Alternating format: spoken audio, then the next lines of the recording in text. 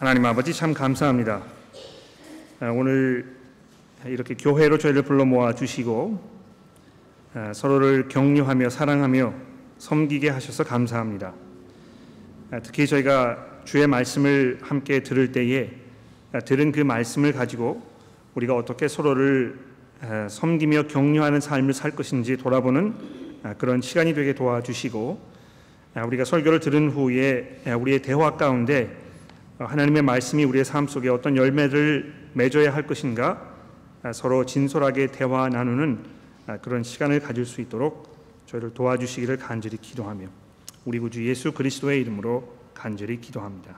아멘. 자, 이 마니 시리즈, 돈 시리즈의 세 번째 그리고 마지막 설교를 해보도록 하겠습니다. 제가 한 30여 분 정도 설교를 하고 여러분들에게 그 질문을 받는 시간을 갖도록 하겠는데요. 설교를 들으시면서 또 평소에 가지고 계셨던 여러 가지 궁금한 점들을 우리가 서로 함께 나누면서 우리의 생각을 보다 더 분명하게 정리해 보도록 그렇게 하겠습니다. 다음 주부터는 이미 광고를 아마 들으신 대로 10주 동안 우리 에스겔서를 강의할 예정에 있습니다. 하루에 제가 계산을 해보니까 한 10분 정도씩 성경을 읽으시면 에스겔서를 전체를 충분히 카바를 한 달 안에 하실 수 있으니까 한번 시도해 보시기를 제가 권해드립니다. 자, 그럼 하늘의 보물을 사랑하는 삶, 풍성이 베품 이 세 번째 그 주제를 다루어 보도록 하겠습니다. 예수님께서 이렇게 말씀하셨습니다. 너희를 위하여 보물을 땅에 쌓아 두지 말라. 거기는 좀과 동록이 해하며 도둑이 구멍을 뚫고 도둑질하느니라. 오직 너희를 위하여 보물을 하늘에 쌓아두라. 거기는 좀이나 동록이 해하지 못하며 도둑이 구멍을 뚫지도 못하고 도둑질도 못하느니라. 내 보물이 있는 그곳에 내 마음도 있느니라. 굉장히 유명하고 우리가 잘 알고 있는 그런 말씀입니다. 주보에 이제 5장이라고 되어 있는데 5장이 아니고 6장이니까 여러분 혼돈하지 않으셨으면 좋겠습니다. 보물을 땅에 쌓아두지 말고 하늘에 쌓아두라 하는 것이 예수님의 말씀입니다. 왜 땅에 쌓아두지 말아야 하는지에 대해서 설명하고 계시고, 또 하늘에 쌓아두는 것이 왜 중요한 것인지에 대해서 우리에게 설명해 주고 있습니다. 아마 여러분들의 마음 가운데는 도대체 구체적으로 어떻게 하는 것이 이 하늘에 보물을 쌓아두는 것인가, 아마 이런 질문을 우리가 하시게 될 텐데요. 그 문제를 제가 다루기 위해서 고린도 후서에 있는 말씀을 좀 적어드렸고, 그러나 거기 넘어가기 전에 이 마태복음의 말씀에서 두 가지 중요한 것들을 좀 살펴보도록 합시다. 너희를 위하여 보물을 땅에 쌓아두지 말라 이렇게 이야기를 하셔서, 그러면 우리를 위하여 보물을 하늘에 쌓아두어야 할 텐데, 사람들이 땅에 이 보물을 쌓아두는 여러 가지 방법이 아마 많이 있을 것입니다. 정말 우리 사회가 하도 우리들에게 돈을 충분히 모아두고 또 그것을 의지하면서 살아야 할 그런 그 필요에 대해서 강조하고 있기 때문에, 그렇게 하지 아니하면 우리가 이 세상에서 사는 것이 아주 어려워지는 것으로 우리가 일반적으로 생각이 되어 있습니다. 실제로 사실 그렇긴 합니다.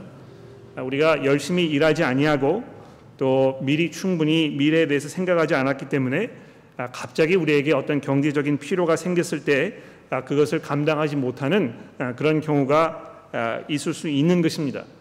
그래서 성경에서도 우리에게 분명히 말씀하기를 다른 사람들에게 그 짐이 되는 그런 형편에 있지 말아야 할 것에 대해서 우리에게 여러 번 강조해서 말씀하고 있는 것입니다. 그런데 예수님께서 말씀하고 계시는 것은 그러한 그 상황을 말하는 것이기보다는 기본적으로 이 돈에 대해서 전적으로 의지하고 마치 그것이 없으면 우리의 삶을 이 세상에서 살아갈 수 없는 것인 것처럼 생각하는 어떤 그 물질주의적인 그런 사람들의 생각을 지금 말씀하고 계시는 것입니다. 이 세상에 재물을 쌓아두는 것이 얼마나 어리석은 일인지에 대해서 예수님이 이렇게 말씀하지 않습니까? 이것이 다 사라져버릴 것이고 이것이 영원히 남아있지 못할 것이라는 사실에 대해서 우리에게 아주 강조해서 말씀하고 있는 것입니다. 그렇지 않습니까? 이 세상에 있는 것들이, 우리가 가지고 있는 소유들이 영원히 남아있지 않습니다. 우리가 그것을 아무리 지키려고 하고 그것을 아무리 우리의 것으로 영원히 남겨두려고 해도 그것은 부질없는 일이라는 것을 우리가 잘 알고 있다는 것입니다. 그래서 예수님께서는 이 세상에 있는 것들에 소망을 두지 말고 하나님 나라에 소망을 두라고 이 마태복음 5장과 6장에서 우리에게 계속 말씀하고 있습니다. 이 6장에 지금 이 말씀을 하시면서 어떻게 이 본문 말씀이 연결되고 있습니까? 그렇기 때문에 오늘 무엇을 먹을까, 무엇을 입을까 염려하지 말고 오직 그의 나라와 그의 의를 먼저 구하라고 예수님 이렇게 6장 마지막 부분에 말씀하고 계시는 것입니다. 하늘의 보물을 쌓아두라. 거기에는 이 좀이나 동록이 해하지 못하고 도둑이 구멍을 뚫어서 도둑질하지 못하기 때문에 이것이 영원히 남아있는 것이고, 그래서 이 땅의 것보다는 영원한 것을 추구하라고 예수님 자꾸 우리에게 말씀해주고 계시는 것입니다. 우리가 너무 이 시각이 좁고 짧고 마치 이 세상에서 사는 우리의 삶, 이것만이 마치 전부인 것처럼, 우리가 그렇게 믿지 않는다고 해도 그런 모습으로 살아갈 수 있습니다. 우리가 어떻게 돈을 사용하는가, 이런 문제에서 우리가 가지고 있는 이 시각, 관점, 이런 것이 아주 분명하게 나타나게 되어 있다는 것입니다. 그래서 어떻게 하면 정말 우리가 이 영원한 하나님 나라를 기다리는 사람으로 이 살아가는 그 모습을 살아갈 것인가, 특히 이 재정의 문제에서 어떻게 그렇게 할 것인가, 이 문제를 조금 더 깊이 다루어 보자는 것입니다.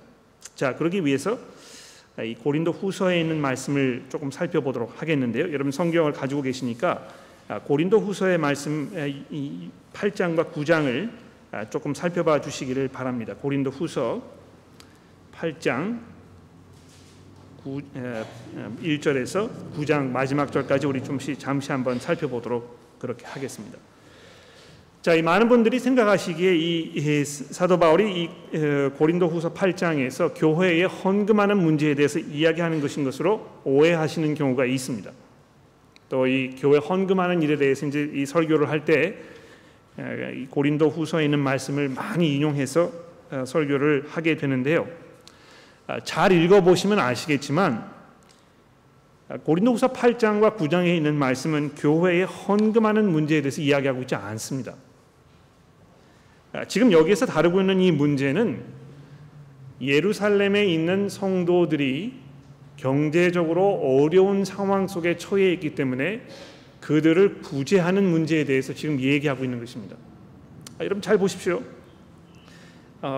이 예루살렘에 이제 그 교회가 가장 먼저 세워져 가지고 그 교회를 통해서 거기에 있던 성도들이 사방으로 흩어지면서 복음이 여러 다른 이 지중해 연안에 선포되게 된 것입니다.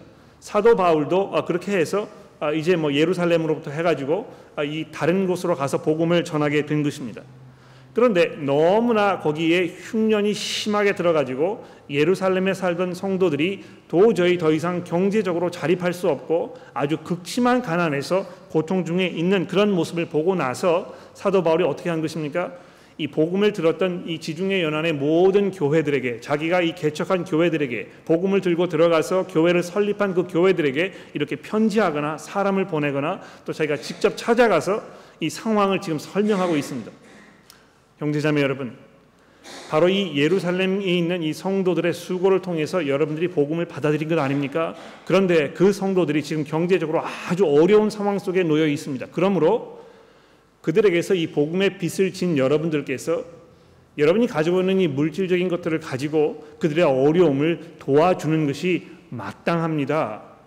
이렇게 해서 지금 이 구제 헌금하는 그 상황을 이야기하고 있는 것입니다. 자, 그런데 놀라운 것은요, 8장 2절 말씀해 보십시오. 이 고린도 교회 성도들에게 사도 바울이 지금 마게도니아 지방에 있는 교회들의 그 예를 설명하고 있습니다. 보십시오. 형제들아, 하나님께서 마게도니아 교회들에게 주신 은혜를 우리가 너희에게 알리노니 환난의 많은 시련 가운데에서 그들의 넘치는 기쁨과 극심한 가난이 그들의 풍성한 연보를 넘치도록 하게 하였느니라. 내가 증언하노니 그들이 힘대로 할 뿐 아니라 힘에 지나도록 자원하여 이 은혜와 성도 섬기는 일에 참여함에 대하여 우리에게 간절히 구하니. 자, 이렇게 하면서 이 마게도니아 교회의 성도들의 그 형편에 대해서 지금 이야기하고 있습니다. 이들이 아주 어려운 상황 속에 처해 있었다는 것입니다. 이 극심한 어떤 그 핍박은 물론이고 그들도 역시 아주 어려운, 경제적으로 어려운 가난 속에 놓여 있었다는 것입니다.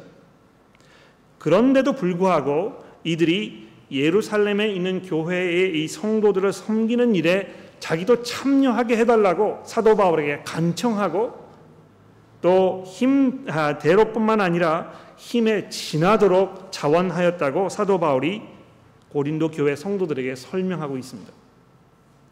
이 물질적으로 풍요해서 여유가 있어서 좀 남아 돌아서 숨통이 트이기 때문에 이런 생각을 한 것이 아니고요.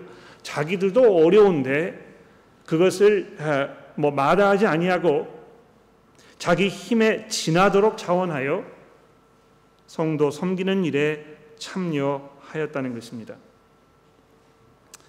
한 가지 분명한 것은 경제적으로 풍요하지 않을 때 그런 상황 속에서 성도들을 섬기거나 또 나보다 불행한 처지에 있는 사람들을 돕는 일에 인색하면 경제적으로 여유가 생겨도 그렇게 하기 어렵습니다. 아마 경제적으로 여유가 생기면 그것을 가지고 다른 사람들에게 베푸는 일이 아마 더 어려울 것입니다. 그런데 이 마게도니아 교회의 성도들은요, 자기가 어려운 상황 속에 있는데도 불구하고 그것을 자기 자신만의 형편을 위해서 사용하지 아니하고 더 어려운 상황 속에 있던 사람들의 그 형편을 돌아보았다는 것입니다.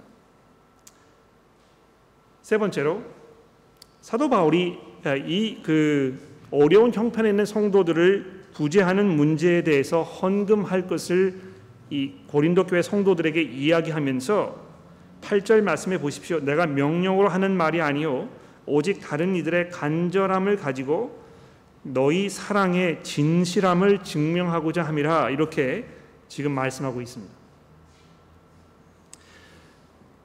그냥 입으로 서로 형제 사랑한다고 이렇게 이야기하는 것보다 정말 진실되게 형제 자매를 사랑하는 그 사랑의 마음이 이 경제적인 도움을 제공하는 것으로 지금 표현되어야 한다는 것입니다. 네 번째로 이렇게 하면서 사도 바울이 고린도 교회 성도들에게 강조하는 바는 무엇입니까? 13절 말씀해 보십시오. 이는 다른 사람들은 평안하게 하고 너희는 곤고하게 하려는 것이 아니요 균등하게 하려 함이니 이제 너희의 넉넉한 것으로 그들의 부족한 것을 보충함은 후에 그들의 넉넉한 것으로 너희의 부족한 것을 보충하여 균등하게 하려 함이라. 자, 이렇게 하면서 성도들 사이에 있어야 할 이 균등함에 대해서 이야기하고 있습니다.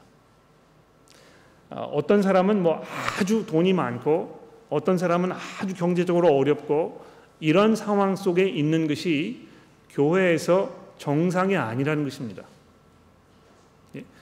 이거 모든 사람이 다 똑같이 우리의 소유를 분배할 수 없습니다만 이게 공산주의가 아니기 때문에, 그러나 이 교회 안에서 이 빈부의 격차가 너무 심하게 나타나 있고 그것이 그런 상태로 그냥 방치되어 있고 그런 상황 속에서 서로가 서로에 대한 어떤 배려나 이 사랑의 그 표현이 없고 이렇게 하는 그런 모습은 교회라고 이야기할 수 없다는 것입니다. 여기 이 균등하게 하려 함이라 하는 이 말씀에 대해서 사도 바울이 얼마나 강조하고 있는지 보십시오. 여러분이 가지고 있는 걸 내가 뺏으려는 것이 아니고 또 여러분의 삶이 지금도 어려운데 그것을 더 어렵게 만들려는 그런 의도가 아니라는 것이죠. 다른 사람들은 평안하게 하고 너희는 곤고하게 하려는 것이 아니요 될 수 있는 대로 교회 안에서 성도 여러분들이 가급적이면 이 균등한 그런 삶을 살 수 있도록 이렇게 강조하는 것이 합당하다는 것입니다. 더 나아가서 사도 바울은 이 재정을 다루는 문제에 있어서 이 투명성을 유지하는 것이 얼마나 중요한지에 대해서 말씀하고 있습니다. 16절 말씀을 보십시오. 너희를 위하여 같은 간절함을 디도의 마음에도 주시는 하나님께 감사하노니 그가 권함을 받고 더욱 간절함으로 자원하여 너희에게 갖고 또 그와 함께 그 형제를 보내었으니 이 사람은 복음으로써 모든 교회에서 칭찬받는 자요 이뿐 아니라 그는 동일한 주의 영광과 우리의 원을 나타내기 위하여 여러 교회의 택함을 받아 우리가 맡은 은혜의 일로 우리와 동행하는 자라. 이것을 조심함은 우리가 맡은 이 거액의 연보에 대하여 아무도 우리를 비방하지 못하게 하려 함이니 이는 우리가 주 앞에서뿐만 아니라 사람 앞에서도 선한 일에 조심하려 함이라. 또 그들과 함께 우리의 한 형제를 보내었느니 우리는 그가 여러 가지 일에 간절한 것을 여러 번 확인하였거니와 이제 그가 너희를 크게 믿음으로 더욱 간절하니라. 자, 이렇게 하면서 지금 사도 바울이 뭘 얘기하고 있는 것입니까? 여러분들이 구제하기 위해서 풍성하게 베푸신 그 헌금, 그것이 잘못 사용되지 않고 어디 엉뚱한 데로 돈이 흘러가지 않도록 이것이 원래 목적대로 잘 사용될 수 있게 하기 위해서 제가 여러분들을 그 증인으로 디도를 보냅니다. 또 디도와 함께 다른 성도들을 보냅니다. 또 그들과 함께 또 다른 사람들을 보냅니다. 이 사람들은 여러분이 아시는 바와 같이 교회에서 신뢰받는 사람들이고 그 사람들이 이 현금을 잘 제대로 전달할 것이라는 그런 그 소망과 확신 가운데 있다고 사도 바울이 이렇게 이야기하고 있습니다. 이 풍성하게 베푼 연보에 대해서 아무도 우리를 비방하지 못하게 하려 한다는 이 바울 사도의 말씀을 잘 들어보십시오. 교회가 재정적인 문제에서 투명하지 않아서 얼마나 사회에 지탄이 되고 또 조롱거리가 되고 있는지 보십시오. 그러나 사도 바울이 그렇게 하지 않았다는 것입니다. 모든 것을 다 밝히고 아주 투명하게 이야기하고 그래서 일말의 오해도 없도록 어떤 그 비방의 거리를 제공하지 않도록 사도 바울이 이렇게 지금 하고 있다는 것입니다. 그리고 마지막으로 9장에 넘어가시게 되면 이 미리 준비하고 생각하여서 이 구제 헌금하는 이 문제에 대해서 지금 이야기하고 있습니다. 9장 1절 말씀 보십시오. 성도로 섬기는 일에 대하여 내가 너에게 쓸 필요가 없나니 이는 너희가 너희 원함을 알미라. 내가 너희를 위하여 마게도니아인들에게 아가야에서는 1년 전부터 준비하였다는 것을 자랑하였는데 과연 너희의 열심이 퍽 많은 사람들을 분발하게 하였느니라. 사도 바울이 이 마게도니아 지방에 있는 교회들을 다니면서 고린도 교회 성도들의 그 열정에 대해서 이렇게 이야기했다는 것입니다. 고린도 교회 성도들은요, 이 문제에 대해서 지금 1년 전부터 준비하고 계획했습니다. 이렇게 이 마게도니아 교회 성도들에게 이야기했더니 그것이 그들에게 얼마나 많은 격려가 되었고 그들 분발하게 하였는지 이렇게 이야기하고 있는 것입니다. 그런데 3절에 보십시오. 이 형제들을 보내는 것은 이 일에 너희를 위한 우리의 자랑이 헛되지 않고 내가 말한 것 같이 준비하게 하려 함이라.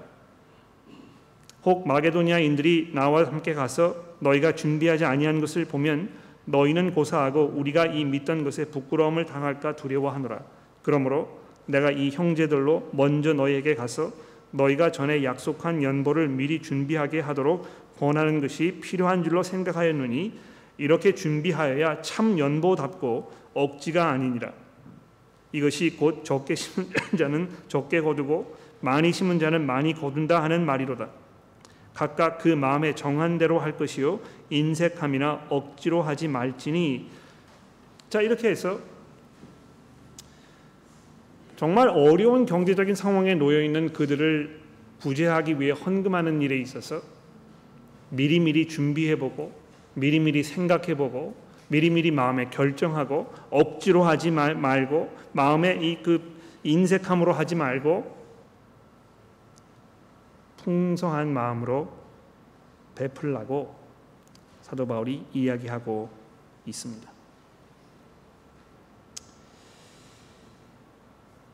이 교회 헌금하는 문제에 대해서 이야기하고 있는 것이 아닙니다만, 하늘의 보물을 쌓아두는 그러한 삶이 무엇인지에 대해서, 특히 재정적인 면에서 아주 우리에게 구체적으로 필요한 것들을 많이 설명해 주고 있습니다. 자, 그렇다면 이런 것들을 바탕으로 해서 몇 가지 구체적인 것들을 조금 말씀을 드려보도록 하겠습니다. 풍성히 베푸는 것이 굉장히 중요하다는 것 우리가 이해할 수 있겠는데요. 그것이 구체적으로 우리의 삶 속에 어떻게 나타나야 할 것인지를 조금 다루어 보도록 하려는 것입니다. 첫 번째로 11조에 관해서 좀 말씀을 드려보도록 하겠습니다. 제가 아는 바로는 많은 교회들이 이 11조를 성도들이 하지 아니하면 교회 재정을 유지하는 일이 상당히 어렵기 때문에 이 11조를 많이 강조하고 또 성도들로 하여금 아주 강하게 이것을 권면하는 그런 것을 우리가 볼 수 있습니다. 근데 우선 여러분 그 11조에 대해서 구약 성경이 말씀하고 있는 바를 먼저 한번 생각을 해봅시다. 여러분 그 신명기서에 있는 말씀을 우리가 좀 살펴봐야 되겠는데요. 성경을 가지고 계시니까 오늘 아침에 우리가 봉독한 신명기 14장의 말씀을 잠깐 좀 살펴봐 주십시오. 여기 보게 되면 하나님께서 왜 이 11조 하는 것을 이스라엘 백성들에게 요구하셨는지 우리에게 설명해 주고 있습니다. 보십시오. 14장 22절입니다. 너희는 마땅히 매년 토지 소산의 11조를 드릴 것이며 내 하나님 여호와 앞 곧 여호와께서 그의 이름을 두시려고 택하신 곳에서 내 곡식과 포도주와 기름의 11조를 먹으며 또 내 소와 양의 처음 난 것을 먹고 내 하나님 여호와 경외하기를 항상 배울 것이니라. 자, 여기 보시게 되면 왜 하나님께서 이스라엘 백성들에게 11조 하기를 원하셨는지 설명하고 있습니다. 왜 이렇게 하신 것입니까? 하나님의 백성들이 함께 모여서 아주 즐거운 파티를 가질 수 있도록 이렇게 하신 것입니다. 잘 들어보십시오. 왜 하나님께서 이스라엘 백성들에게 11조를 하라고 명령하신 것입니까? 하나님의 백성들이 다 한 곳에 모여서 거기에서 다 풍성히 베풀고 서로 즐기고 서로 먹고 감사하면서 풍요로운 삶을 살도록 이렇게 하기 위해서 했다는 것입니다. 24절 보십시오. 그러나 내 하나님 여호와께서 자기의 이름을 두시려고 택하신 곳이 내게서 너무 멀고 행로가 어려워 내 하나님 여호와께서 그 풍성히 주신 것을 가지고 갈 수 없거든 그것을 돈으로 바꾸어 그 돈을 쌓아 가지고 내 하나님 여호와께서 택하신 곳으로 가서 내 마음에 원하는 모든 것을 그 돈으로 사되 소나 양이나 포도주나 독주 등 내 마음에 원하는 것 모든 것을 구하고 거기 내 하나님 여호와 앞에서 너와 내 권속이 함께 먹고 즐거워할 것이며 내 성읍에 거주하는 레위인들은 너희 중에 분깃이나 기업이 없는 자니 또 버리지 말 것이니라. 매년 3년 끝에 그 해의 소산의 10분의 1을 다 내어 내 성읍에 저축하여 너희 중에 분깃이나 기업이 없는 레위인이나 내 성 중에 거류하는 객과 및 고아와 과부들과 와서 먹고 배부르게 하라. 그리하면 내 하나님 여호와께서 내 손으로 하는 범사에 내게 축복을 주시리라. 이 잔치를 베풀기 위해서 11조 하라는 것입니다. 특히 풍성히 먹고 경제적으로 풍요함을 누릴 수 없는 그런 사람들을 위해서 특별히 이렇게 하라고 말씀하고 있습니다. 고아라든지 또 그 객이라든지 과부라든지 이런 사람들이 와서 먹고 배부르게 하도록 이런 자리를 마련하라는 것입니다. 또 두 번째로 민수기에 보십시오. 민수기 18장인데요. 내가 이스라엘에 찾아보지 않으셔도 되겠습니다. 제가 그냥 읽어드릴게요. 민수기 18장 21절 말씀인데, 내가 이스라엘의 11조를 레위 자손에게 기업으로 다 주어서 그들이 하는 일 곧 회막에서 하는 일을 감나니 이후로는 이스라엘 자손이 회막에 가까이 하지 말 것이니라. 죄값을 값으로 죽을까 하노라. 그러나 레위인은 회막에서 봉사하며 자기의 죄를 담당할 것이요 이스라엘 자손 중에 기업이 없을 것이니 이는 너희 대대의 영원한 균례라.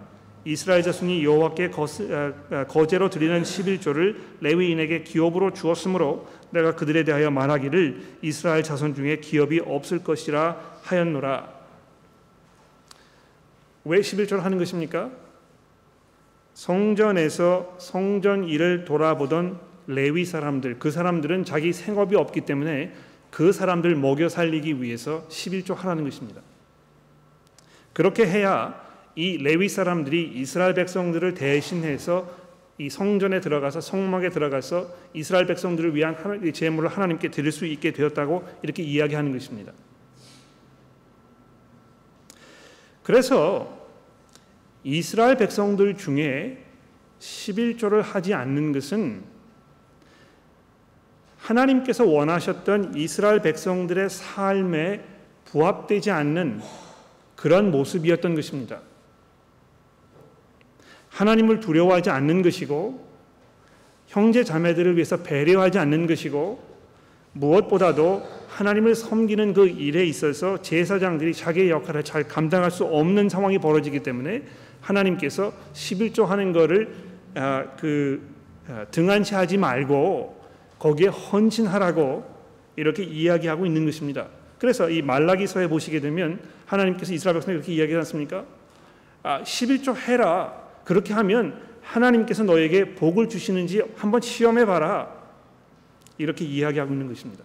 자, 그런데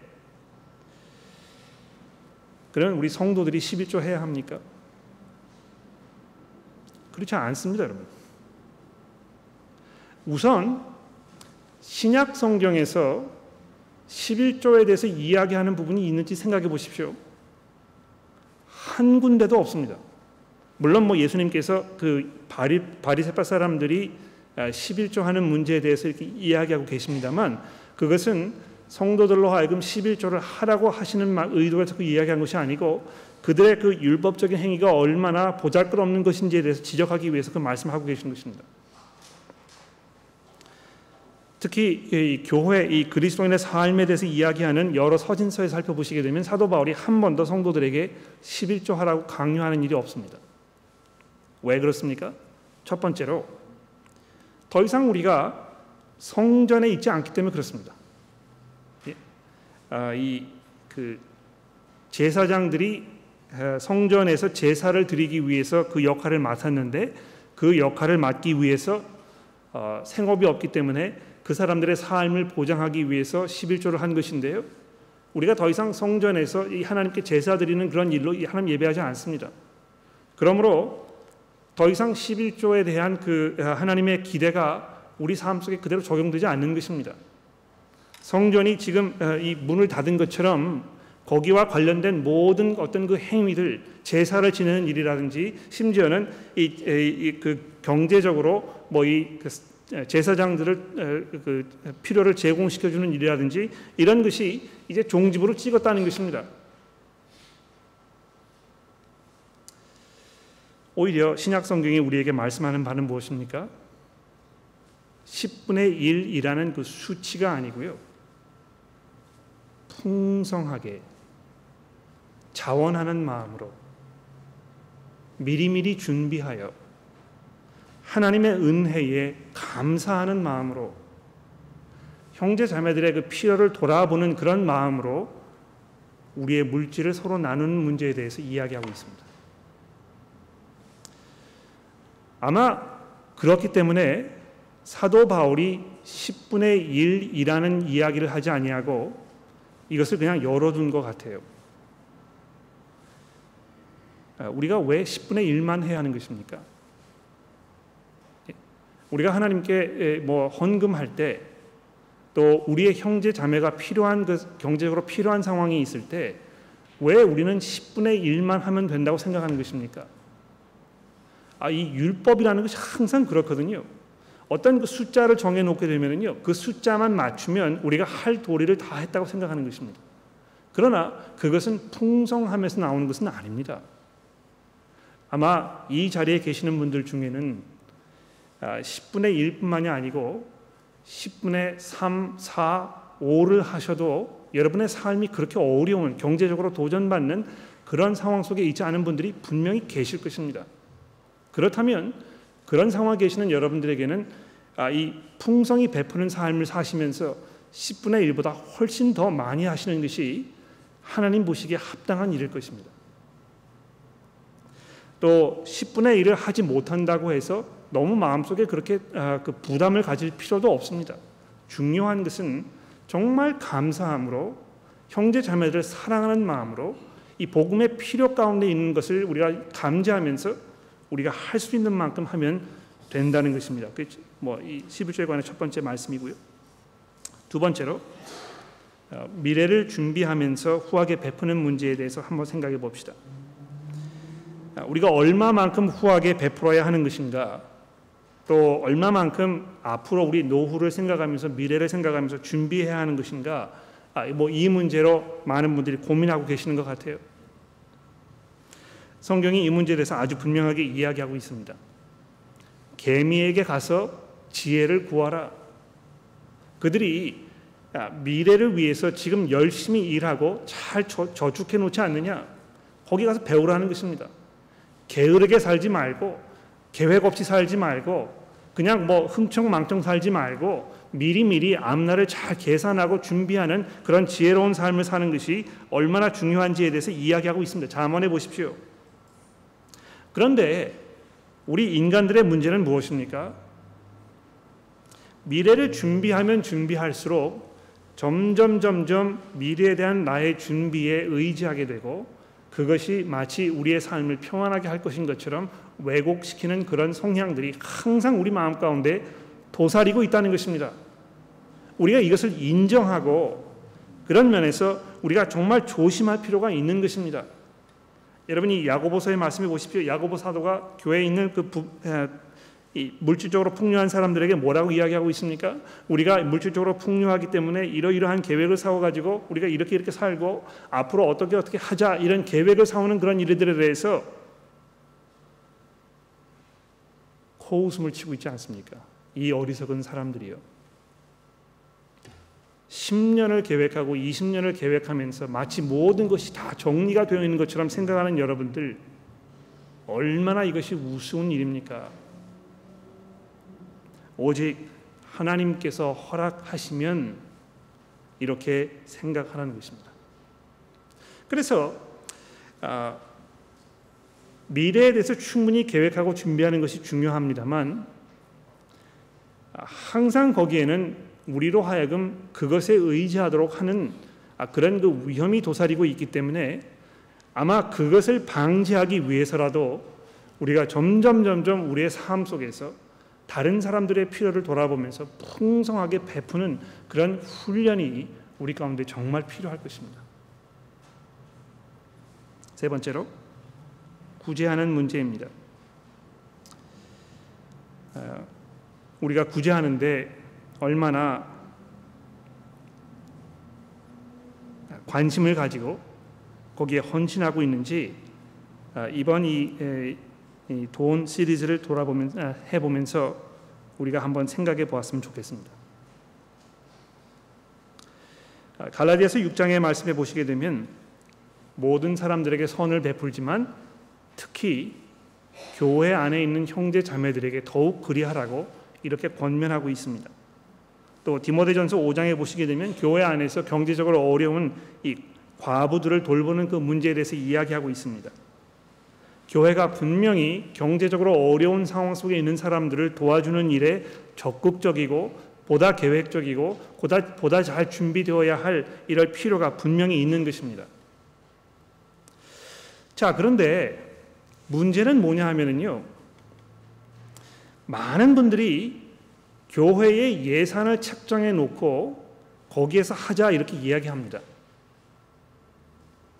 물론 그것이 그 좋은 방법 중에 하나입니다만 문제는 뭐냐 하면 개인적으로 어려운 상황 속에 놓여 있는 사람들을 도와주는 일에 대해서는 굉장히 인색하다는 것입니다. 어떤 이렇게 계좌를 만들어 놓고 어떤 이 풀을 만들어 놓고 거기에서 끄집어 가지고 사람들 도와주는 일은 우리가 즐겨 하는데 내가 가지고 있는 나의 통장에서 이것을 끄집어 내 가지고 필요한 사람들에게 주는 이 문제에 대해서는 별로 그렇게 적극적이지 않다는 것입니다. 교회적으로 어떤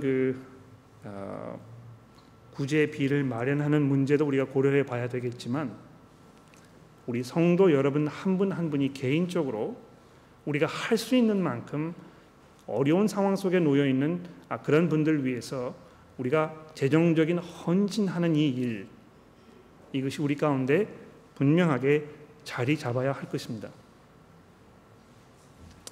이 문제에 대해서 제가 몇 가지 생각하고 있는 것이 있는데요. 이게 이제 조금 더 구체화되는 대로 여러분들에게 조금 말씀을 드리려고 합니다. 오늘 아직 결론이 나지 않았기 때문에 말씀드리기 좀 어렵지만 그런 계획이 있다는 것을 미리 말씀을 드려보고 싶습니다. 네 번째로 복음 사역에 동참하는 일입니다. 여러분 교회에 헌금하시는 그 이유는 무엇입니까? 왜 우리가 교회에 헌금하는 것입니까? 복음 사역에 우리가 참여하기 위해서 하는 것입니다. 교회에 여러분 이제 오해하지 마십시오. 어떤 분들은 나는 재주가 없어서 은사가 없어서 복음 전하는 일을 내가 할 수 없기 때문에 그냥 이거를 나보다 잘하는 사람들이 그 일을 할 수 있도록 하기 위해서 내가 재정적 지원을 하는 것이다 이렇게 생각합니다. 그래서 이 교회 목사들 또 전도사님들 이렇게 재정적으로 지원하는 것 그런 이유에서 이렇게 하시는 게 분들이 많이 있는 것 같아요.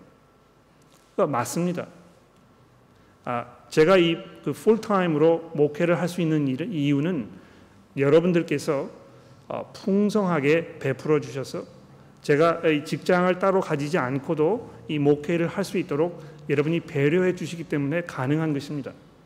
그런 면에서 여러분과 저는 아주 깊은 이 복음에 대한 동역자적인 관계에 있는 것이고 여러분의 사랑과 여러분의 헌신으로 인해서 저를 통해서 복음이 선포되는 그 일이 벌어지고 있는 것입니다. 그렇기 때문에 제가 게으르지 아니하고 시간을 낭비하지 아니하고 또 정말 잘 준비하고 헌신적으로 사역을 잘 감당하는 일이 굉장히 중요한 것입니다. 그러므로 여러분들께서 제가 게으른 그런 모습을 보이거나 또는 복음 전하는 일에 대해서 방향을 잃거나 엉뚱한 방향으로 가고 있거나 이렇게 하신다면 제게 말씀하시고 거기서 돌아설 수 있도록 저를 권면해 주시고 경우에 따라서는 여러분의 재정적인 후원을 그만하시는 것도 고려해 보실 필요가 분명히 있는 것입니다. 이 재정적으로 지원한다는 것은요 그만큼 굉장히 중요한 일입니다. 이것을 함으로 인해서 내가 여기 지금 이 사역을 하고 있는 이 사람을 신뢰하는 것이고 내가 그와 함께 이 사역에 동참하고 있는 것이라고 이야기하는 것입니다. 그런데 문제는 그렇게 하면 내가 할 도리를 다 했다고 생각하는데 문제가 있다고 저는 생각합니다. 나는 헌금만 하면 돼 이렇게 생각하는 것입니다. 목사님의 사역을 도와드리는 것이라고 생각하는 것입니다. 그런데 신약 성경이 그렇게 이야기하지 않거든요. 여러분 이 빌립보서를 보시게 되면 빌립보 교회 성도들이 바울 사도에게 얼마나 많은 재정적인 지원을 했는지 모릅니다. 또 사도 바울이 그 문제에 대해서 굉장히 감사하게 생각하고 있습니다. 그런데 이 빌립보서를 잘 읽어보시게 되면 분명하게 알 수 있는 것이지만 빌립보 교회 성도들이 헌금하는 일에만 헌신되었던 것이 아니고요. 자기 스스로 이 복음 전하는 그 일에 대해서 얼마나 헌신되어 있었는지 모릅니다. 그러므로 복음 사역에 동참하는 일에 있어서 헌금하는 일만 생각하지 마시고요. 여러분 스스로 복음을 들고 나아가서 복음 전하는 그 사역을 감당하도록 하십시오. 다섯 번째로 교회 헌금하는 문제에 대해서 몇 가지 말씀을 드려보도록 하겠습니다. 여러분 교회에 헌금하시고 계십니까? 또 얼마만큼 헌금을 하고 계십니까? 우리 교회에서 뭐 이 헌금하는 거 체크하지 아니하고 또 이 헌금 바구니를 돌리지 않고 이렇게 하고 전적으로 여러분의 자율에 맡겨드리고 있습니다. 그렇게 하는 이유는 이 성경이 이야기하고 있는 대로 자원하는 마음으로 하는 것이 중요하기 때문에 그렇게 하는 것입니다. 한 가지 분명한 것은요, 주일 모임 시간에 헌금 바구니를 이렇게 돌리기 시작하면 제가 장담하는데요, 저의 헌금 2배로 늘릴 수 있습니다. 근데 그렇게 안 하는 것입니다. 왜 그렇습니까? 아무도 모르게 조용조용히 여러분 원하는 대로 자원하는 마음으로 하실 수 있도록 그렇게 하기 위해서 그렇게 하는 것입니다. 중요한 것은 여러분들이 얼마나 하나님의 은혜에 대해서 감사하게 생각하고 있는지, 또 복음 전하는 일의 그 우선성이 얼마나 중요한 것인지, 또 주변에 우리의 도움을 필요하는 사람들의 그 필요가 얼마나 절박한 것인지 이것을 잘 이해하고 있다면 우리가 이 헌금하는 문제에 대해서 정말 심각하게 생각해 봐야 할 것입니다. 제가 주보에 서류 한 장을 넣어 드렸습니다. 이거 이제 그 e-debit이라는 이 폼인데요. 이거 다른 것이 아니고 헌금을 자동 이체로 하는 것입니다. 헌금을 자동 이체로 하는 방법에 대해서 처음 들어보셨고 뭐 이런 거 다 있나 이렇게 생각을 하실지 모르겠는데요. 기본적으로 이렇습니다. 뭐 여러분 잘 아시는 대로 미리 한번 마음을 정하고 나면 이것이 어김없이 정한 때에 정한 만큼의 그 액수가 내 계좌에서 다른 계좌로 옮겨가도록 하는 것이 자동 이체 방법입니다. 제가 생각하기에는요, 자동 이체로 헌금하는 것이 대단한 헌신과 대단한 결의를 필요로 하는 것입니다. 아주 잘 생각하고 이렇게 하지 않으면 이거 하기 어렵습니다. 뭐 그냥 나는 이렇게 하면 정성이 없는 것 같아서 그냥 현찰로 하려고 합니다. 괜찮습니다. 그렇게 하시면 됩니다. 그런데 문제는 제가 보니까 뭐냐면요, 교회를 나오지 아니하면 헌금 안 하는 것입니다. 뭐 한 달 동안 여행을 가셨습니까? 여행 갔을 동안에 헌금하지 못한 것을 몰아가지고 헌금하시는 분들이 계시면 굉장히 좋습니다만 그냥 교회 출석하지 않으면 그것으로 끝나는 것입니다. 그러나 이 자동이체로 헌금하시게 되면요, 그렇게 하지 않습니다. 내가 교회 출석했든지 출석하지 않든지 꼬박꼬박 이것이 교회의 재정으로 들어가게 되는 것입니다. 얼마나 많은 헌신을 요구하는지 모릅니다. 이 대단한 결의를 필요로 하는 것입니다. 이미 뭐 많은 분들이 이 방법을 사용하고 계십니다만 제가 여러분들에게 이것을 적극적으로 권해드리고 싶습니다. 집에 가셔서 남편과 부인과 잘 상의하시고 이거 우리가 이렇게 할 수 있을까? 이런 방법으로 이번에 한번 헌금해 볼까? 이렇게 한번 이야기해 보십시오. 선뜻 여러분이 마음 내키지 않을 것입니다. 물론 뭐 정성이 없다고 생각되기 때문에 그럴 것입니다만 저는 오히려 반대로 생각합니다. 이것이 대단한 정성이 필요하고 대단한 생각이 필요하고 준비가 필요한 일이기 때문에 그런 것입니다. 이거 하기 원하시면 작성하셔서 봉투에다가 넣으셔가지고 이걸 붙이셔서 헌금통에 넣어주시면 이것을 처리하는 저희 교회의 우리 애나 자매가 그분만 알고 있습니다. 저도 모릅니다. 이거 뭐 누가 뭐 하고 계시는지 얼마나 하시는지 알 길이 없거든요. 그렇게 해보십시오. 마지막으로 교회 재정의 투명성에 대해서 한 가지 말씀드리면 나가실 때 뒤에 보시면 재정 보고서가 준비되어 있습니다. 작년에 헌금이 얼마가 되었고 또 그 헌금이 어디에 사용되었는지에 대해서 아주 일목요연하게 구체적으로 자세하게 설명이 되어 있습니다. 이거 뭐 관심이 있으신 분들은 누구나 가져가실 수 있고 또 그 내용에 대해서 질문이 있거나 염려되는 부분이 있으면 뭐 저나 우리 교회 그 모든 분들에게 말씀하실 수 있습니다. 제가 거기에 한 가지 더 첨부를 해드렸는데요. 뭘 첨부해드렸냐면 담임 목사 사례비 교단 가이드라인입니다. 교회에서 목사들이 얼마나 사례를 받고 있는지 이런 것이 투명하지 않기 때문에 교회 안에서 많은 사람들에게 논란이 되고 있는 거 제가 알고 있습니다. 그래서 저희 교회에서 이것을 아주 구체적으로 공개하고 여러분들에게 일말의 어떤 그 염려나 또는 그 잘 모르는 상황이 벌어지지 않도록 저희가 그렇게 하는 것입니다. 거기 보시게 되면 확인하실 수 있고 이것이 우리 앵글리칸 교회의 웹사이트에 공개가 되어 있기 때문에 제가 여러분들에게 말씀드릴 수 있는 것은 제가 1년에 받는 사례비는 6만 1,000불입니다. 세금을 공제하고 나면 거기에서 뭐 얼마가 되겠죠? 그런데 성공의 교회에서 잘하고 있다고 제가 생각하는 것 중에 하나는 담임 목사나 그 부목사님들 경우에 이 차이가 별로 없습니다.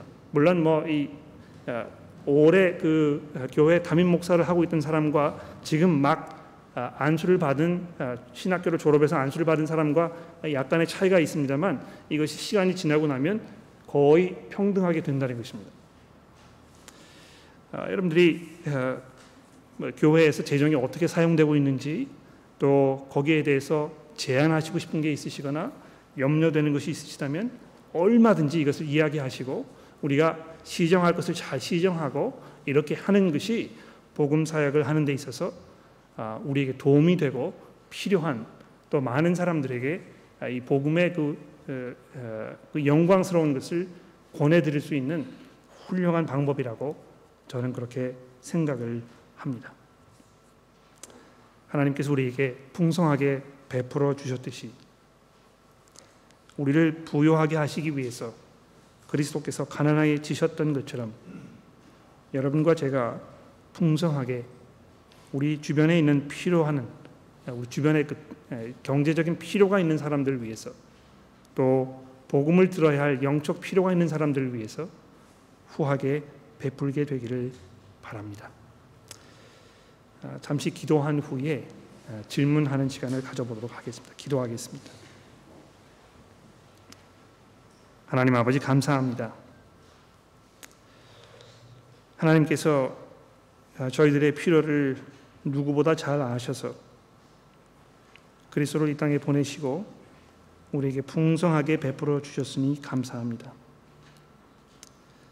하나님, 저희가 그런 하나님의 은혜 가운데에서 다른 사람들에게 인색하지 않도록 하나님 저희를 도와주십시오. 비단 경제적인 부분에서뿐만이 아니고 우리 삶의 모든 부분에서 우리 주변에 있는 사람들에게 풍성하게 또 너그럽게 용서하는 마음으로 사랑하는 마음으로 섬기려는 마음으로 대할 수 있는 그런 성숙함을 저희들에게 베풀어 주시기를 우리 구주 예수 그리스도의 이름으로 간절히 기도합니다. 아멘. 시간이 좀 많이 지났습니다만 아마 질문들이 많이 있으실 것 같아서 잠시 휴식을 조금 취하고요. 그다음에 질문을 좀 몇 가지 가져보도록 하겠습니다. 옆에 계시는 분들과 좀 담소도 나누시고 안마도 좀 해주시고 그런 후에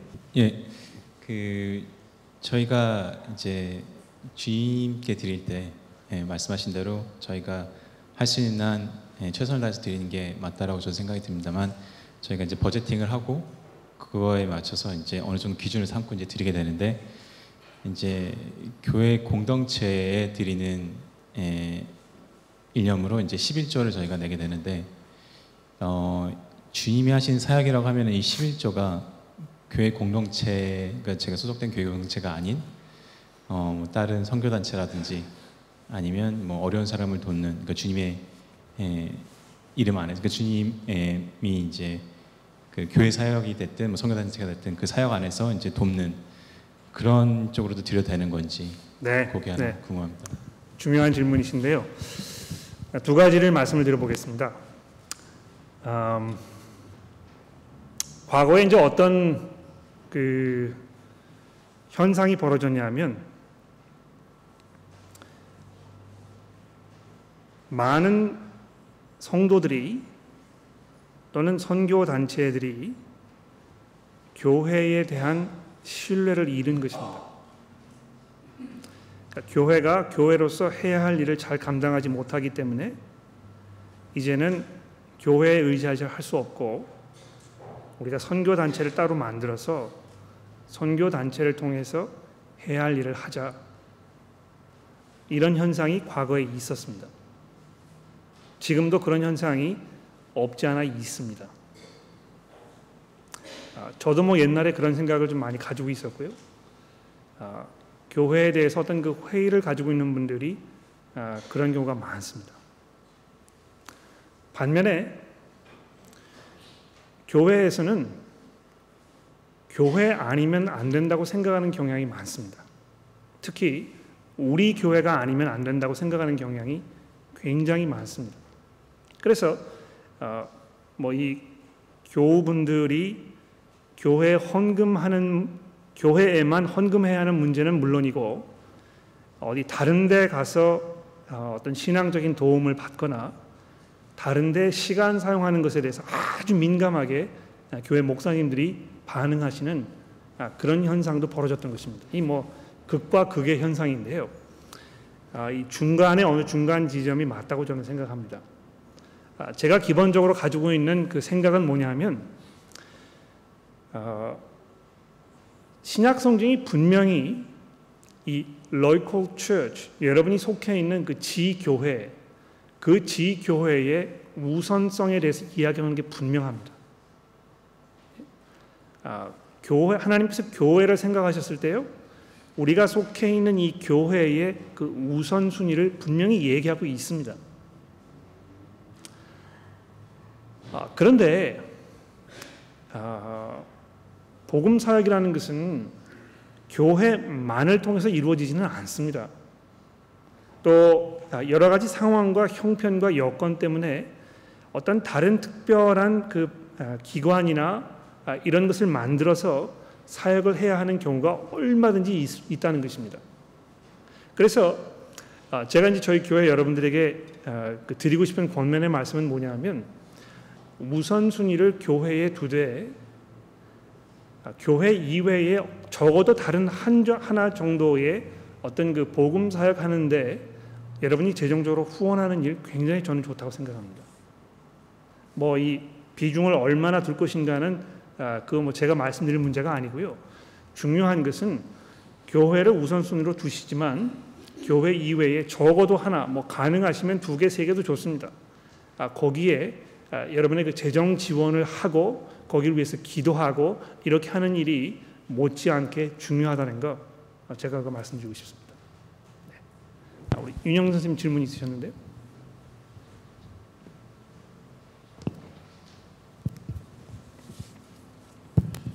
그 21절에 내 보물이 있는 곳에 그곳에 내 마음도 있다. 이 말씀을 내 보물이 있는 곳에만 마음을 두라. 보물이 그렇게 해석하고 싶은 마음이 생기거든요. 근데 목사님은 어떻게 생각하시는지? 네, 예수님께서 여기 말씀하시는 것은 예수님 굉장히 그 현실적이셨어요. 그리고 사람들의 마음을 이해하시는데 굉장히 날카로우셨습니다. 그래서 지금 예수님 뭘 말씀하고 계신 것이냐면 우리가 싫든 좋든지 간에 우리가 돈을 어디에 사용하는가 그것이 우리 마음속에 있는 그 진실을 그대로 드러내 준다는 것입니다. 여러분 지금 어디에다가 얼마만큼의 돈을 얼마나 사용하고 계시는지 이거 집에 돌아가셔서 남편과 부인 잘 한번 생각해 보십시오. 이 계산을 해보셔도 좋을 것 같아요. 우리 지금 이만큼 벌고 있는데 여기에서 모기지로 나가는 돈은 얼마인지, 식비로 나가는 돈은 얼마인지, 다른 사람들 위해서 구제하는 데 나가는 건 얼마인지, 복음사역을 위해 쓰는 돈은 얼마인지 이거 잘 계산해 보면 정말 우리 마음 가운데 어디에 헌신되어 있는지 분명하게 나타날 것입니다. 그러니까 예수님 그걸 이야기하고 계시는 것이거든요. 만약에 하늘에 보물을 쌓아둔 사람인 경우에 그 보물이 있는 곳에만 마음을 둬라 이렇게 해석하면은 그게 이제 그 반대로 생각하시는 것 같아요. 그러니까 그 마음을 보물을 하늘에 쌓아두고 거기에만 마음을 두라고 이렇게 이야기하는 것보다 돈이 어디에 있는지를 보면 여러분의 마음이 어디에 있는지 알 수 있다는 것입니다. 좀 반대로 생각하시는 것 같아요. 예. 우리 이진 교우님. 예, 목사님 말씀 감사합니다. 제가 예전에 드렸던 질문이랑 좀 연결이 되는 부분을 질문드리려고 하는데요. 저희가 자율과 훈련이라는 부분을 좀 생각을 했으면 하는 부분이 있습니다. 저희가 보면 11조라고 하는 것은 말씀하신 대로 저희가 마음에 대한 부분이고, 그러나 사실은 어린아이에게 우리가 무엇을 가르칠 때 훈련이 있고 나서 그 다음 자유를 줍니다. 마찬가지로 재정에 대한 부분도 훈련이 되어 있지 않는다라고 하면 내가 10%든 어떤 금액에 대한 부분이 점점 더 늘어간다라고 하면 좋겠지만, 사실은 제가 생각하고 있는 11조의 그 10%라는 부분은 우리가 훈련을 시작할 수 있는 미니멈이라고 생각을 하고, 무엇을 훈련하는가라고 했을 때 내가 벌어들이고 있는 이 재정, 또 내가 살고 있는 이 모든 삶이 하나님으로부터 왔다라는 그 은혜에 대한 감사에 대한 미니멈 표현이라고 생각을 하거든요. 근데 그거를 어떻게 보면 10%를 하지 않는 훈련을 하게 되면 내가 5% 해도 될 것 같고 더 적게 해도 될 것 같고, 늘어나는 쪽보다는 우리는 편안하고 우리가 좋아하는 방향으로 가고 싶기 때문에 그 죄성에서 본다라고 하면 줄 가능성이 훨씬 더 높고 늘어나기는 굉장히 어렵다라고 생각합니다. 이것은 제가 예전에도 질문을 드렸던 부분에서 어떻게 보면 자율이 너무 강조되기 때문에 우리가 훈련되지 않고 내가 이렇게 하지 않아도 좋다라는 생각에서 하나님으로부터 점점 더 멀어지는 부분이랑도 맥락이 같이 한다고 보는데, 이 부분에 대해서 어떻게 생각하시는지, 10%를 미니멈 훈련 또는 아니면 어떤 우리가 반드시 해야만 하는 미니멈 훈련이라는 부분에 있어서 어떻게 생각하시는지 궁금합니다. 네. 저희 교회에 그 11조를 하시는 분들이 얼마나 계시는지 제가 잘 모릅니다. 또 별로 그렇게 알고 싶지도 않습니다. 왜냐하면 그거 알아봐야 뭐 별로 도움되지 않고, 또 그 우리 인간의 마음은요 굉장히 악하고 사악하기 때문에 그 내가 얼마나 헌금하고 있는지를 누가 알면 마음에 그 자만하게 되고 그런 성향이 분명히 일어납니다. 저도 이 자리에서 여러분들에게 제가 목사지만 이만큼 후하게 재정적으로 헌신하고 있습니다, 이렇게 다 공개하면 여러분들에게 칭찬을 받지 않을까, 그런 유혹이 있습니다. 저도 그런데 여러분 뭐 얼마나 더 그러시겠어요? 그래서 그 가장 중요한 것은 다른 사람들의 눈을 의식하지 아니하고 내가 하나님의 은혜를 생각했을 때 표현해야 할 그것을 후하게 하는 것입니다. 근데 여러분들에게 어떤 그 숫자적인 기준이 도움이 되신다면 그렇게 하시면 되는 것입니다. 그런데 그런 숫자적인 기준이 모든 사람들에게 똑같이 일괄적으로 도움이 되냐 하면 그렇지는 않습니다. 제가 말씀드리지 않았습니까? 그 11조를 우리가 많이 이야기하는데요, 교우분들 중에 11조 이상 하시는 분들이 계실지 모르겠습니다만 거기에 대해서는 별로 얘기하지 않습니다. 그러니까 이 11조 하는 것을 이제 어렸을 때부터 뭐 수입이 적을 때 11조 하는 훈련을 해가지고 수입이 늘어났을 때도 이제 11조 하는 거 뭐 굉장히 좋은 일이라고 저는 생각을 해요. 그렇게 하실 수 있으면 그렇게 하시면 되는 것입니다. 그런데 수입이 이제 이렇게 늘어나게 되면 사실은 11조보다 더 할 수 있는 상황이 되는 것이거든요. 근데 그렇게 하지 않습니다. 왜냐하면 하도 11조라는 걸 강조했기 때문에 그게 사람들의 마음 가운데 아주 굳어버려가지고요, 11조만 하면 된다고 생각하는 것입니다. 그게 현실이거든요. 근데 저는 동의하지 않습니다.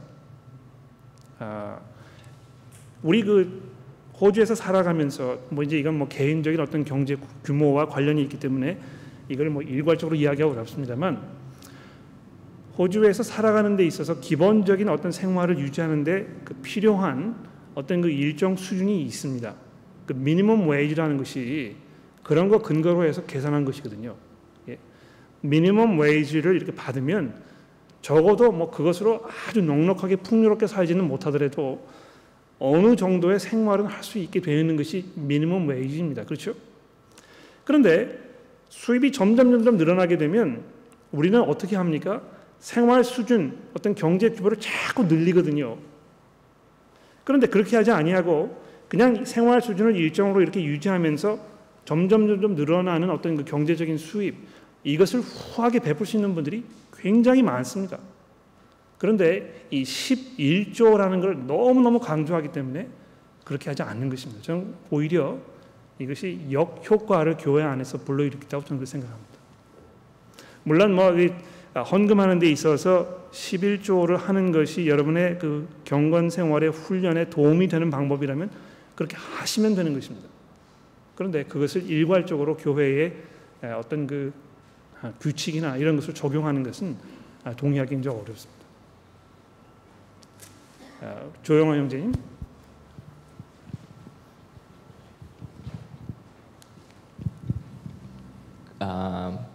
이진자매 말한 거하고 좀 연결돼 있고 또 그 첫째 제가 그 어려서 들은 말은요. 그 얼마를 하느님한테 뭐 10% 주든지 20% 주든지 그러니까 it's not how much you give, it's how much you keep. 왜냐면 모든 것이 하나님 주신 거기 때문에 내가 하나님한테 준다는 생각이 아니라 내 자신을 위해서 얼마나 그 킵해야 되는가. 그래서 내가 80%를 킵하는가, 90%를 킵하는가 그런 개념을 제가 어디서 들었어요. 또 그건 옳은 신학적으로 옳은 것인지 물어보고 싶고 또 둘째는 그 아까 목사님 말씀하신 듯이 목사님은 이 교인 한 분 한 분이 얼마나 교회에 헌금을 하는지는 모르고 그에 대해서는 사상 많으셨는데 그 우리가 기빙에 대해서 훈련을 받으려면은 그 교회 누군가가 우리가 돈을 어떻게 쓰는지 알고 서로 뭐 어떤 면에서는 푸시하고 어떤 면에서 격려를 하고 그게 필요가 있다고 생각하거든요. 그럼 그것을 어떻게 실행하는가? 왜냐면 나 혼자만 알고 아니면 내 와이프만 알고 우리 형제들이 모르면은 그걸 어떻게 그걸 훈련을 시키고 그걸 제너스하게 푸시하는가 그런 방법에 대해서 좀. 네. 두 번째 질문에서 먼저 말씀을 드리면 교회의 재정 운영이 투명해야 하는 것처럼 어떤 면에서 여러분의 가계부도 투명할 필요가 있습니다. 그러니까 우리가 돈을 어디 쓰는지 아무도 몰라요. 나만 알고 있는 것입니다. 우리 그 가족 식구들 중에서도 자식들도 모르고 그냥 남편과 아내만 압니다. 어떤 경우에는 뭐 남편도 모르는 경우가 있고 아내도 모르는 경우가 있습니다. 왜 그렇게 하는 것입니까? 뭔가 감추고 싶은 게 있기 때문에 그런 것이거든요. 이거 뭐 내 일이기 때문에 참견하지 말라는 것입니다. 근데 바로 그러한 주장을 교회가 사회에 계속 하고 있거든요. 이 교회 일인데 왜 자꾸 관여하냐고 우리가 알아서 할 테니까 참견하지 말라는 것입니다. 견제가 안 되기 때문에 교회에서 돈을 어떻게 사용하고 있는지 아무도 몰라요. 그리고 그 안에서 점점 골마가는 것입니다. 물론 뭐 성도 여러분들의 그 신앙 성숙도가 점점 성숙하시기 때문에 그 정도까지 가지 않았을 거라고 제가 기대하고 또 그렇게 확신합니다. 그러나 적어도 우리가 어디에 헌신되어 있는지에 대해서 내 형제 자매와 솔직하게 얘기하고 나눌 수 있어야 된다고 저는 생각합니다. 그런데 목사하고는 하지 마십시오. 왜 그런지 아십니까? 저도 제 마음을 잘 아는데요. 편애하거든요. 예? 이 목사라는 사람들이 얼마나 마음이 사악한지요. 헌금 많이 하는 사람을 더 이뻐합니다. 저는 그런 자리에 가고 싶지 않거든요. 그러니까 저한테 여러분 얼마나 헌금하시는지 이야기하지 마십시오. 또 제가 저희 교회에 있는 모든 목회자 여러분들에게 교회에 있는 성도 여러분들이 얼마나 헌금하는지 물어보지 말라고 얘기합니다. 그러나 내가 속해 있는 세워주기 그룹에서 적어도 한 명 정도와는 그 문제에 대해서 솔직하게 이야기할 수 있으면 굉장히 좀 도움될 거라고 생각합니다. 그렇게 해보십시오. 이거는 교회적으로 어떤 정책을 만들어 가지고 몇 월 며칠 날 여러분 통장을 다 가지고 오셔서 한 사람 정해 가지고 짝을 지어서 이렇게 할 문제가 아니고요. 여러분들이 자율적으로 그렇게 하셔야 되는 문제라고 생각합니다. 그래서 신앙적으로 성숙하신 분들이 이 문제에 대해서 솔선수범하게 이렇게 하시면 교회 안에 좋은 그런 문화가 정착되지 않을까, 그런 기대를 제가 가지고 있고요. 첫 번째 이야기하신 내가 얼마나 하나님께 뭘 드리는가가 아니고 내가 얼마를 나를 위해서 쓰고 있는가, 이 문제가 이제 도움되지 않겠느냐 이야기하셨는데 정말 그런 것 같아요. 이 11조로 헌금을 하면 19조는 내가 쓰는 거 아닙니까? 굉장히 하나님께 인색한 것 같아요. 그렇게 생각하면. 그렇지 않습니까? 하나님께서 우리에게 구걸하시는 분이 아니고요. 성경이 분명히 우리에게 이야기하는 건 뭘 말하는 것입니까? 규모를 이만큼 해가지고 누릴 수 있는 만큼 누리라고 이야기하지 않습니다. 될 수 있으면 머릿하게, 검소하게, 너무 그렇게 필요 이상으로 막 불리는 그렇게 하지 말고 조용하게, 겸손하게 필요한 만큼 이렇게 하면 나머지는 남을 위해서 쓸 수 있게 되는 것입니다. 근데 너무 우리가 이 문제에 대해서 손가락질을 많이 하려는 그런 유혹이 우리 가운데 있습니다. 특히 이제 재정의 문제에 대해서 교회에서 이야기할 때는 다른 사람들이 이 설교를 듣고 나를 정죄하지 않을까, 이런 염려를 많은 분들이 가지고 계신 것 같아요. 근데 이 교회라는 것은 정죄해가지고 누구의 마음을 불편하게 하는 것이 아니고 이것을 서로 잘 격려해가지고 하나님께서 보셨을 때 합당한 그런 모습으로 변화되어 가도록 서로 격려하는 자리라고 생각합니다. 그래서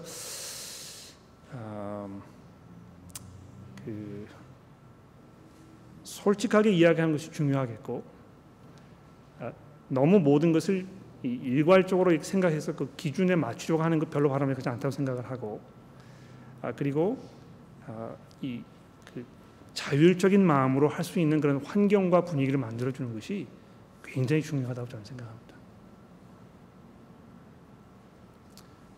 시간이 많이 돼서 그만해야 될 것 같습니다. 그렇죠? 제가 기도하고 마치도록 하겠습니다. 하나님 아버지,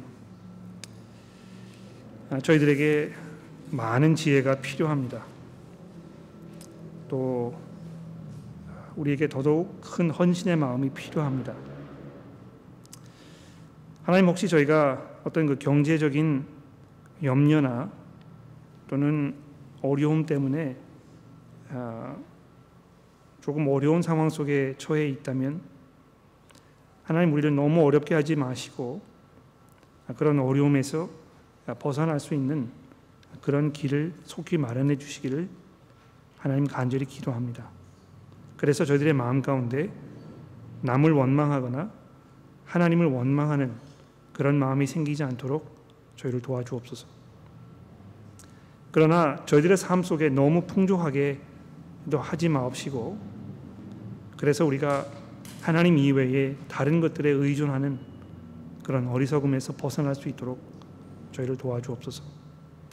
오히려 하나님께서 우리에게 주신 것을 우리가 풍성하게 남을 위해 사용하는 그런 훈련을 잘 쌓아갈 수 있도록 저희들의 마음을 새롭게 하여 주시기를 우리 구주 예수 그리스도의 이름으로 간절히 기도합니다.